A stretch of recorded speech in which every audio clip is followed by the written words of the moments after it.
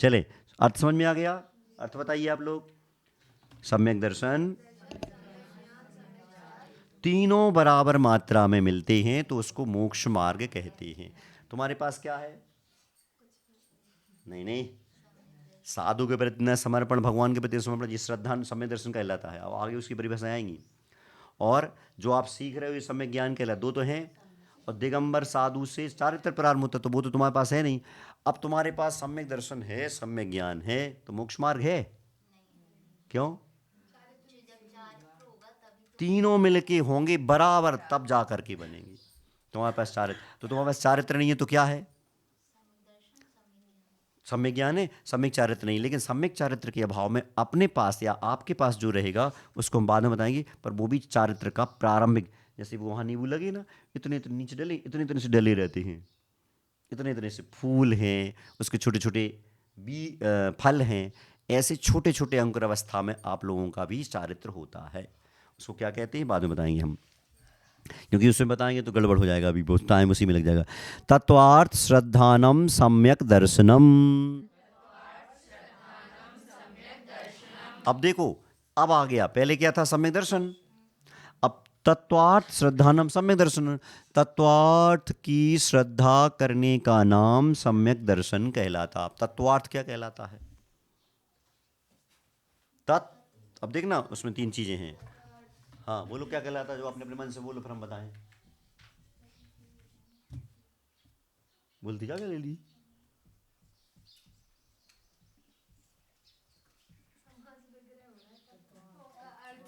हाँ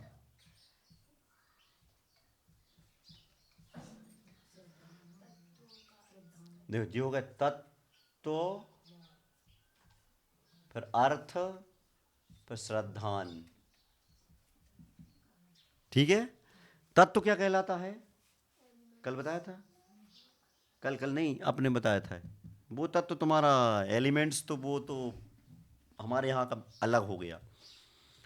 तत्व कहलाता है जैसे एक होता है जैसे मानव, और एक होती है मानवता, इंसान और इंसानियत, दया और दयालु, है ना? संज्ञा और सर्वनाम नहीं नहीं नहीं नहीं नहीं नहीं नहीं नहीं, मानवता सर्वनाम थोड़ी है। इस हम विशेषता हो गई, और जी हो गया उसका पना। पना माने उसका भाव, भाव माने मानव और मानवता, इंसान और इंसानियत।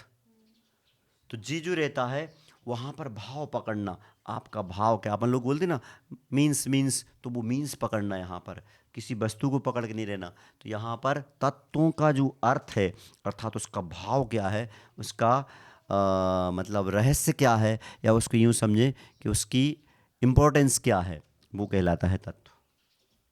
समझ में आया नहीं आया? नहीं आया? जैसे आप हैं, तो आप क्या हैं? एक स्त्री नहीं है, एक बेटी नहीं है, एक नारी नहीं है, आप एक तत्व हैं। समझ में आया नहीं आया? तत्व क्या है? कौन सा तत्व आएगा? आत्म तत्व।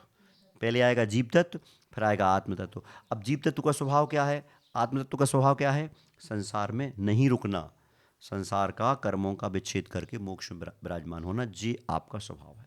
तो यहाँ पे क्या लेना है? भाव पढ़ना।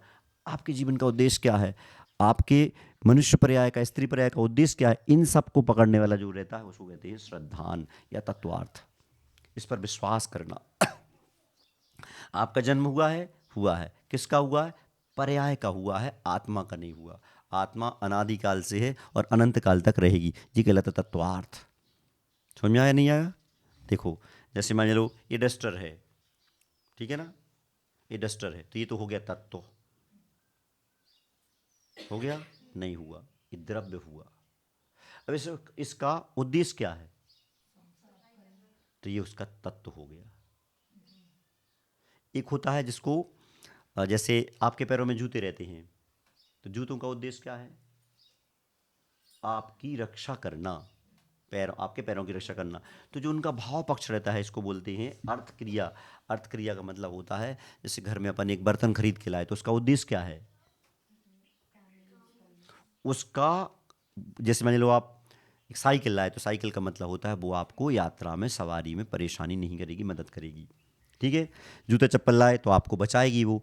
इसी तरीके से यहाँ पर भाव पकड़ना के उसका उद्देश्य क्या है, इसका कार्य क्या है। तो श्रद्धान कौन सा भाव पकड़ के, कौन सा भाव पकड़ना है इसमें कि तत्वों के भाव क्या हैं, हमारे शरीर का, हमारी आत्मा का, जीवन का भाव क्या है।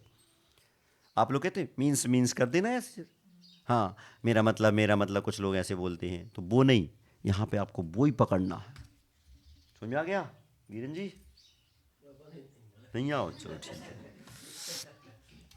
देखो आप दूध का काम करते, ठीक है, दूध कहाँ से आता, चलो है, अच्छा गाय भैंस से दूध आता है, तो गाय भैंस के यहाँ फैक्ट्री लगी क्या अंदर, तो कहाँ से आया,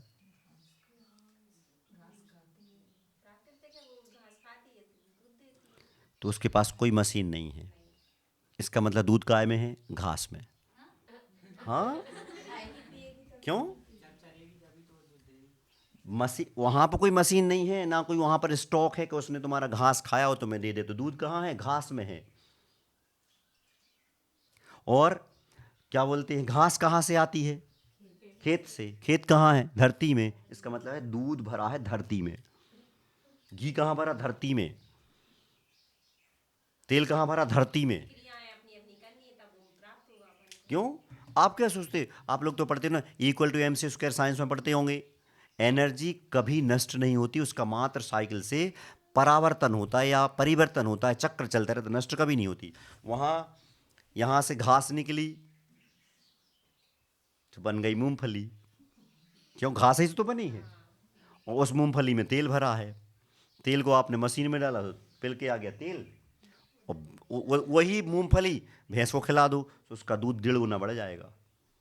खिला के देख लो आप तो, हाँ खली होती, जो खल होती, और जो उसका दूध निकलेगा उसकी मलाई निकाल के देख लो फिर, जो यहाँ से आपने क्या खिलाया उनको, मूंगफली खिलाई, सोयाबीन खिलाया, तिली खिलाओ, उसका शुद्ध तेल तेल देख लो, तो उसका जो घी निकलेगा उस दूध में से उसको देख लो। समझ में आया, उसको देख लो आप, उसका मलाई बढ़ जाएगी कई गुनी ज़्यादा, इसलिए तो खली खिलाई जाती है इनको, कितना भी उसमें तो तेल घी बना ही रहता है।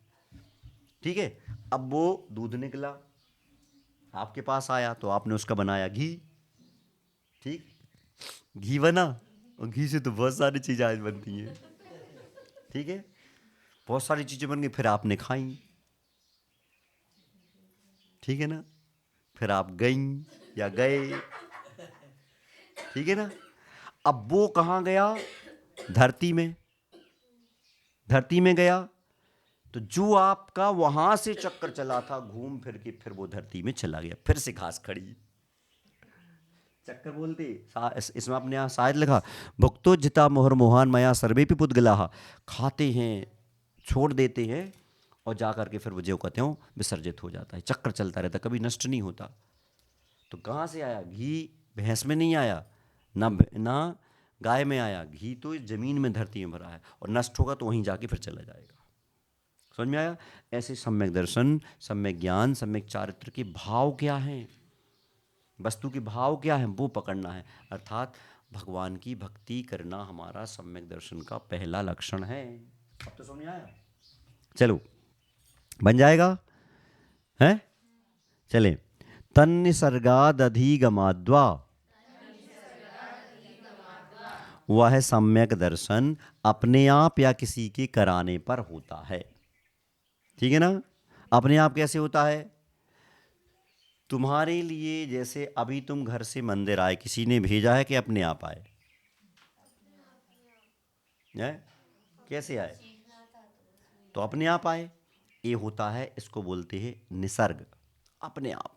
और अधिगम, किसी ने तुम्हें ठोक पीट के भेजा है, ठीक है ना, तो निसर्ग और अधिगम क्या कहलाता है, अपने आप होना और किसी के द्वारा होना। अब आ गया, पढ़ो, सूत्र तुमने पढ़ा दिया, पढ़ो।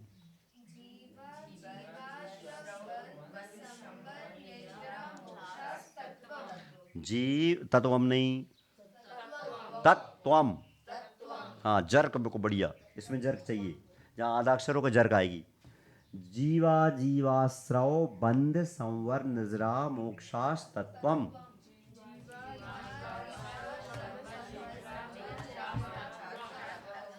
अब इसमें 7 तत्वों के नाम बोलो, तुम लोग पाठशाला में पढ़े होगे या जानकारी में होगा। ये क्या है? 7 हैं कि 7 प्रकार के हैं?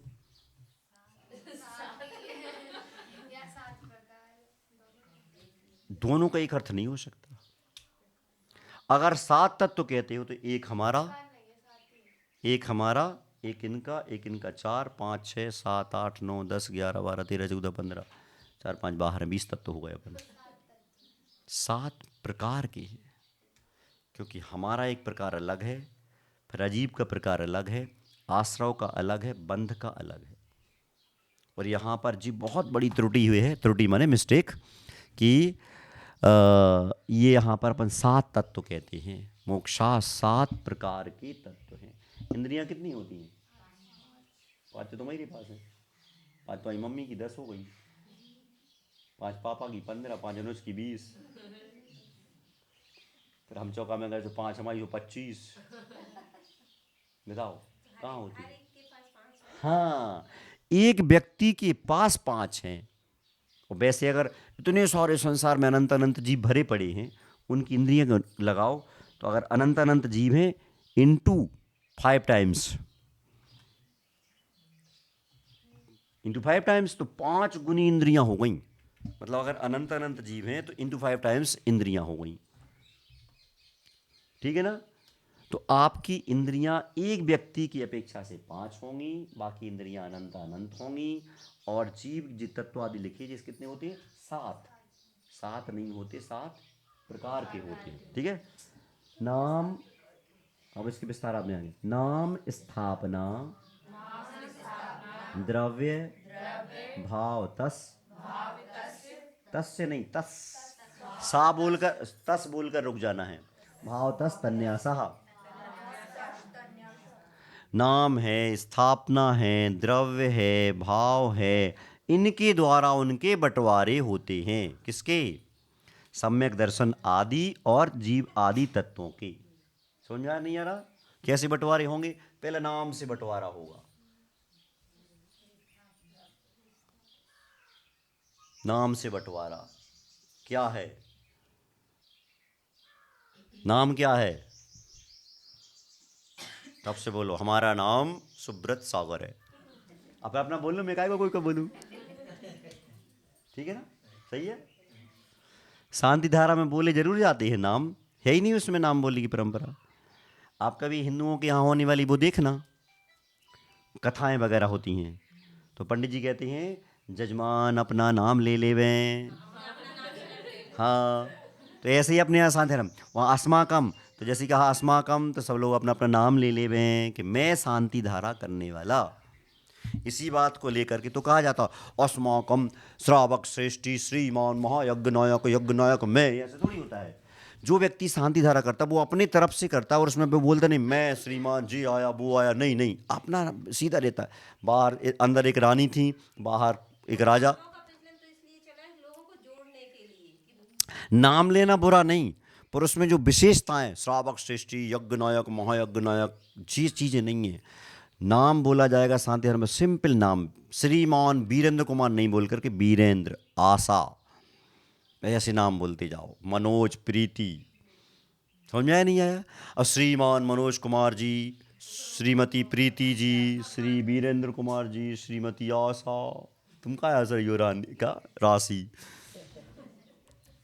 समझ में नहीं आया? जी रहता उसमें अपन, जब हम उसमें नाम ऐसा नहीं है कोई दूसरे, उसमें नाम अपना खुद का लिया जा रहा है। खुद के नाम में बोला जाता है क्या? दूसरे का नाम सम्मान से लिया जाता है, अपना नाम अपना, वहां तो दूसरे के नाम से शांति धारा हो ही नहीं, अपने नाम से हो रही है। तो वहां पर नाम में सिंपल नाम लेना, वहां पर नाम ऐसे बड़ा चढ़ा के, तो नाम के द्वारा आपको पता चलेगा। सबसे बड़ी पहचान है आपकी नाम से। और आत्मा का तो कोई नाम होता नहीं है, और व्यवहार निश्चय में कोई नाम नहीं होते, व्यवहार में सब नाम होते हैं। अब आपको नाम ही, इसलिए नाम कैसा रखा जाता है? शुभ नाम वाला, शुभ नामानो द्वीप समुद्राहा। नाम ऐसा रखो कि काम हो जाए, और काम ऐसा करो कि नाम हो जाए। हाँ, बन गया। फिर नाम के बाद स्थापना, यह वही है। जैसे अपन लोगों ने पार्श्वनाथ भगवान को विराजमान किया, तो ये पार्श्वनाथ भगवान थोड़ी ना है। ये पारसनाथ भगवान की स्थापना है। स्थापना माने हमने ऐसे मन में बुद्धि में बैठा लिया है कि जी वही वाले पारसनाथ हैं, वही वाले 24 भगवान हैं।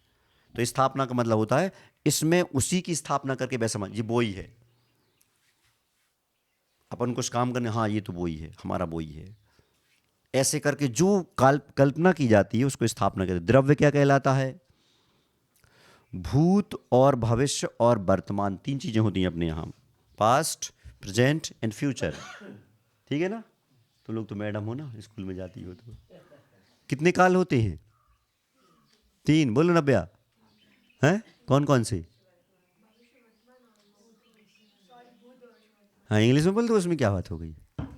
हाँ ठीक है ना। अब ये बताओ